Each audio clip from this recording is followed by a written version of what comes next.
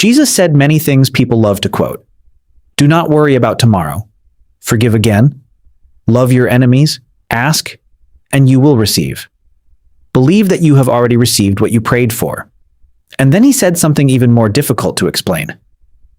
Whoever believes in me will do the works I have done, and even greater works than these. These sentences have been repeated for almost 2,000 years. They appear in churches, on social media, inside books, on walls beside peaceful photographs of mountains. But familiar words can become strangely harmless. We hear them so often that we stop hearing what they actually ask of us. Do not worry sounds beautiful until you are awake at 3 in the morning. Forgive sounds holy until the person who hurt you never apologizes. Love your enemies sounds inspiring until you have an actual enemy. And believe that you have received sounds simple until you ask for something with your whole heart and see nothing change. So this is not going to be a collection of religious slogans, and it is not an attempt to force every sentence of Jesus into one modern philosophy. We are going back to the words attributed to him in the Gospels, the moments in which he spoke them, what the surrounding passages actually say, and the questions those words still leave behind. Because Jesus did not speak only about what people should believe about him. He spoke about how they should live, how they should pray, how they should treat the person who wounded them, how they should face uncertainty, how they should use power, and what might become possible when faith is no longer waiting for visible proof. Some of these teachings are comforting, others are deeply uncomfortable. Most are both. In the Sermon on the Mount, Jesus says, "Do not worry about tomorrow, for tomorrow will worry about itself. Each day has enough trouble of its own." Easy to say, much harder to live, because worry rarely arrives as a calm decision. You do not normally sit down and say, "I have 20 free minutes. Perhaps I should imagine every possible way my life could collapse." The thought simply appears. What if I lose my job? What if the medical result is bad? What if the money runs out? What if my child is not safe? What if the person I love leaves? And within minutes, your body is sitting in the present while your mind is suffering through a future that has not happened, sometimes a future that never will. But notice what Jesus does not say. He does not say tomorrow will contain no trouble. He says the opposite. Each day has enough trouble of its own. That may be one of the most realistic sentences in the entire sermon. Jesus does not promise that faith creates a life with no difficult days. He tells people not to carry every possible difficult day at the same time.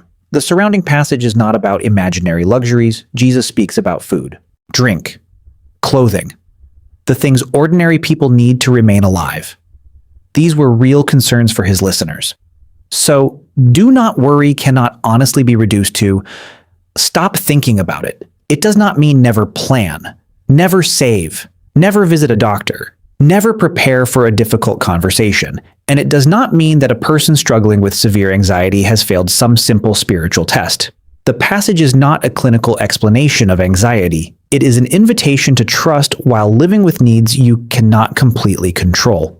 Jesus points to birds. They do not store crops in barns, yet they are fed. He points to wildflowers. They do not manufacture clothing, yet they are dressed in beauty. He is not saying that birds do nothing. Birds search. They build. They move. Sometimes they wake everyone outside your window before sunrise for reasons known only to God. The point is not inactivity. The point is that life does not come entirely from control. Planning asks, what can I responsibly do today? Worry asks, how can I guarantee that nothing painful will happen tomorrow? That guarantee does not exist. Worry often feels productive because the mind is busy. But being mentally exhausted is not the same thing as being prepared. You can make the call today. You can complete the work today. You can apologize today. You can ask for help today. You can pray today. Tomorrow may require courage, but you do not need all of tomorrow's courage tonight. Jesus brings the person back to the day that is actually here, not because tomorrow is meaningless, but because today is the only place where you can act. Peter once came to Jesus with a practical question. How many times must I forgive someone who sins against me?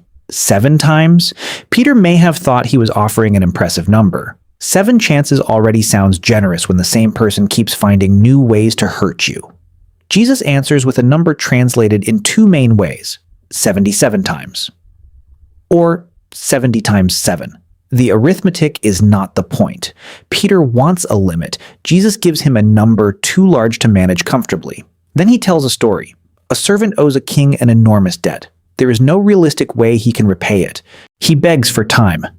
The king does something unexpected. He cancels the debt. The servant walks away free. Then he finds another man who owes him far less. He grabs him by the throat, demands payment, and sends him to prison. The first debt was not imaginary. The king knew exactly what was owed. Forgiveness happened with the debt fully acknowledged. That detail matters. People are sometimes told that forgiving means acting as though the injury never happened. The memory should disappear. The trust should return immediately. The relationship should go back to normal.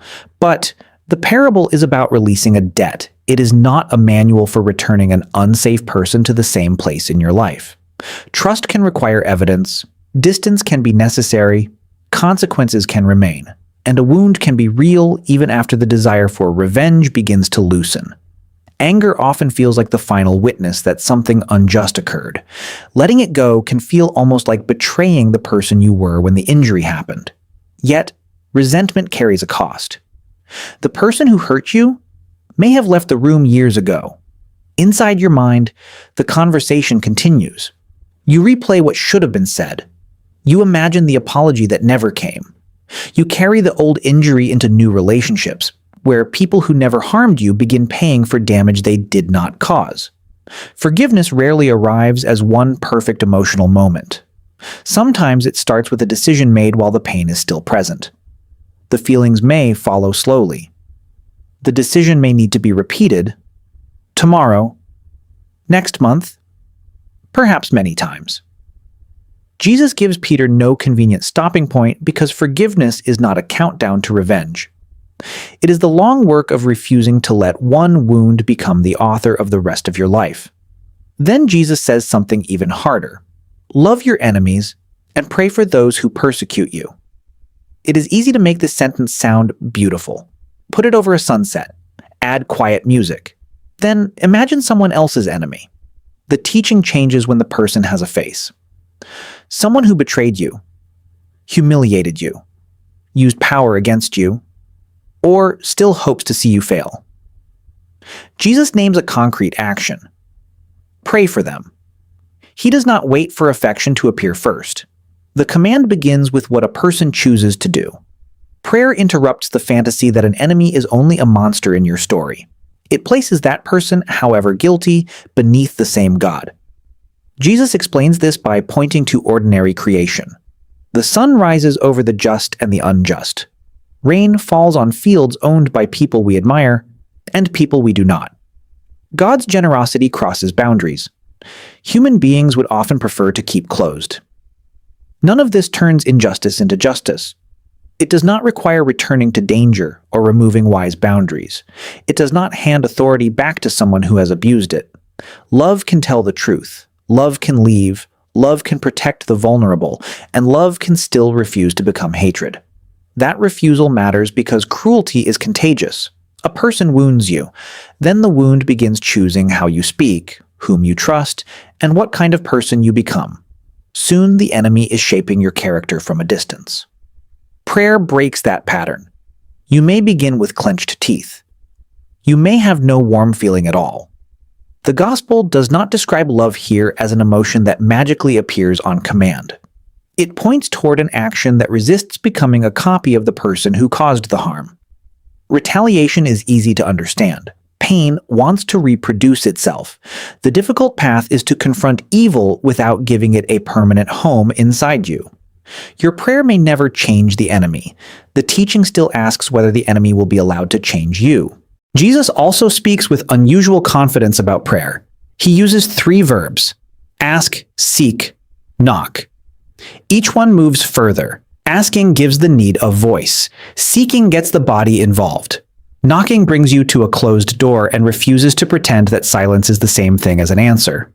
Jesus attaches a promise to each action. The one who asks receives. The one who seeks finds. The door opens to the one who knocks. Then he speaks about parents and children. A child asks for bread. A decent parent does not hand over a stone. The child asks for fish. The answer is not a snake. The comparison is about the character of God. Prayer is not presented as a machine waiting for the correct phrase. It is a child speaking to a father who gives good things. And good is the word that prevents the promise from becoming simple. A child may ask sincerely and still misunderstand what would help. Something good may also arrive in a form the child did not expect. The passage never resolves every painful question about unanswered prayer. It does not explain why one person receives what another person asked for through years of tears. Honesty requires leaving that difficulty visible. Still, Jesus tells people to ask, then to seek, then to knock. Prayer in this teaching has persistence inside it. The door may remain closed longer than expected. The next instruction is not to pretend the door is open. It is to keep knocking. Then we come to the sentence that may be the most surprising. In Mark chapter 11, Jesus tells his disciples, "Whatever you ask for in prayer, believe that you have received it, and it will be yours." Not believe after it arrives. Believe that you have received it while you are still praying. The order is unmistakable. Prayer, belief, then the visible result.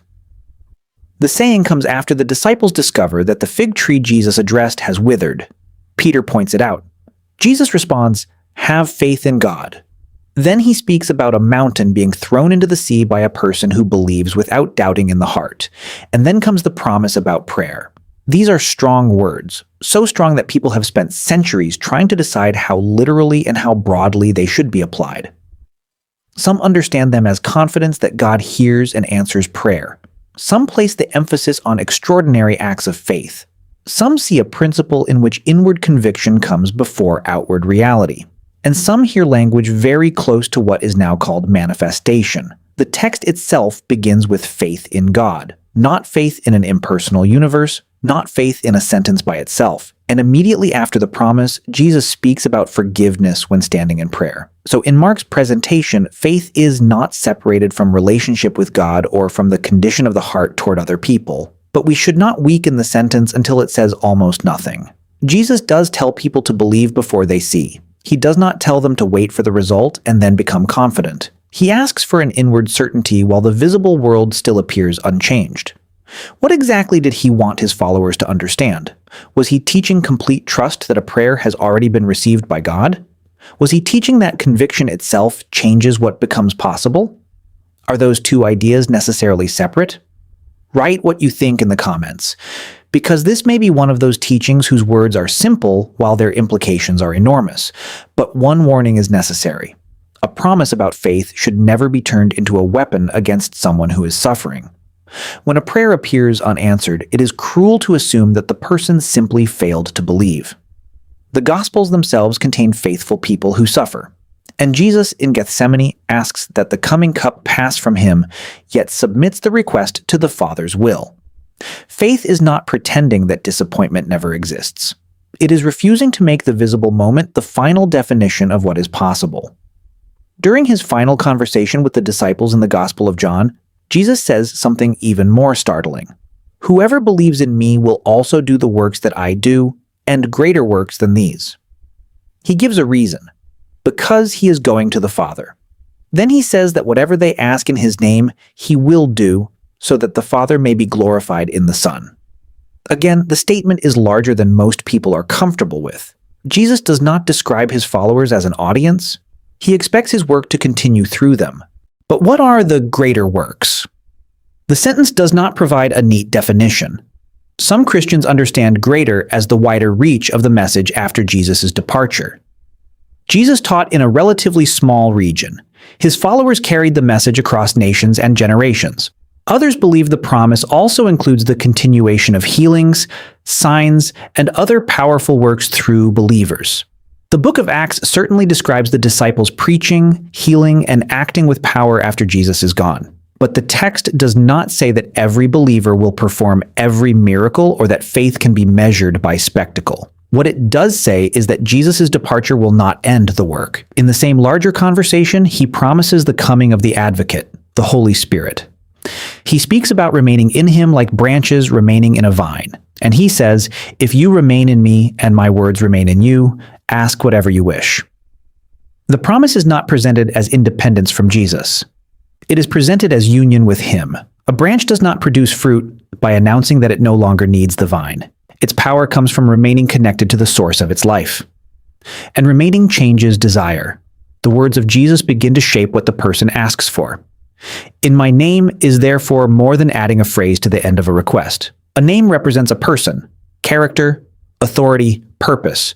To act in someone's name is to act as connected to that person, not merely to pronounce the correct sound. Still, the promise remains bold. Ask, believe, continue the work, do greater works. What did Jesus mean? A mission reaching more people, divine power continuing through ordinary believers, or both? That is the second question worth leaving open. Because whatever interpretation we choose, one conclusion is difficult to avoid. Jesus did not call his followers to remain spectators. And this brings us to the teaching that keeps all the others from becoming only a search for personal power. Before speaking about greater works, Jesus performs an act his disciples do not expect. He gets up from the meal, removes his outer clothing, wraps a towel around himself, and washes their feet. This was low work, dirty work, the kind of service normally expected from someone with little status. Yet the person they called teacher and Lord kneels before them. Then he says, "I have given you an example, that you should do as I have done to you."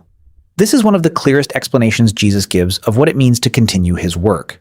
Power kneels, authority serves. The teacher does not use position to escape the lowest task. He uses position to perform it. Jesus was not only teaching people how to receive, he was teaching them what to become. A person may speak about moving mountains and still refuse to help someone standing directly in front of them. A person may ask confidently for abundance and remain indifferent to a hungry neighbor. A person may desire spiritual power while treating ordinary service as beneath them. The foot washing does not allow that separation. Then Jesus gives his disciples what he calls a new command. Love one another as I have loved you. Not merely love people when they deserve it. Love when it is convenient. Love when you receive the same amount back. The standard is his own action. The one who is called Lord takes the position of a servant, and in the gospel story, he does this while knowing that betrayal, denial, and abandonment are near. That does not make him passive. He speaks the truth about betrayal. He confronts hypocrisy throughout his ministry. He sets his face toward what he believes he must do. But he refuses to let the failures of others turn love into something cheap and conditional. This may be the balance inside the teachings of Jesus. Faith without love can become ego. Power without service can become domination. Prayer without forgiveness can become contradiction. And confidence without connection to God can become only confidence in ourselves. Jesus speaks about extraordinary possibilities, but he also places a towel around his waist. So what was Jesus teaching? A life shaped by trust, but never reduced to passivity. He brings anxious people back to the day they can't actually live. He asks wounded people to release revenge before revenge consumes their future. He tells his followers to pray for enemies, to ask, to seek, to knock, and to trust God before every answer becomes visible. Then he says that his work will continue through them. And before anyone turns that promise into a pursuit of power, Jesus kneels and washes feet. That image holds the teachings together. The same teacher who speaks about mountains also speaks about forgiveness. The one who promises greater works takes the place of a servant. Prayer, faith, love, and service are never separated for long. We may prefer only one side. The promise without the patience, the power without the towel, the receiving without the remaining. But the Gospels place them together. Some people here believe that you have received and recognize something they have experienced personally. Others understand the saying in a different way. The words are strong enough to deserve that conversation without forcing them into a modern label. What remains clear is that Jesus did not call people merely to admire him. He called them to follow, to practice, to continue, to live as though trust in God changes what they fear, what they ask for, how they treat others, and what they believe is possible. The final question is not only what Jesus meant, it is what would change if we lived as though he meant it. Thank you for staying to the end. I left 2 questions open on purpose. Tell me your answer in the comments. And if this was worth your time, subscribing helps more than you would guess.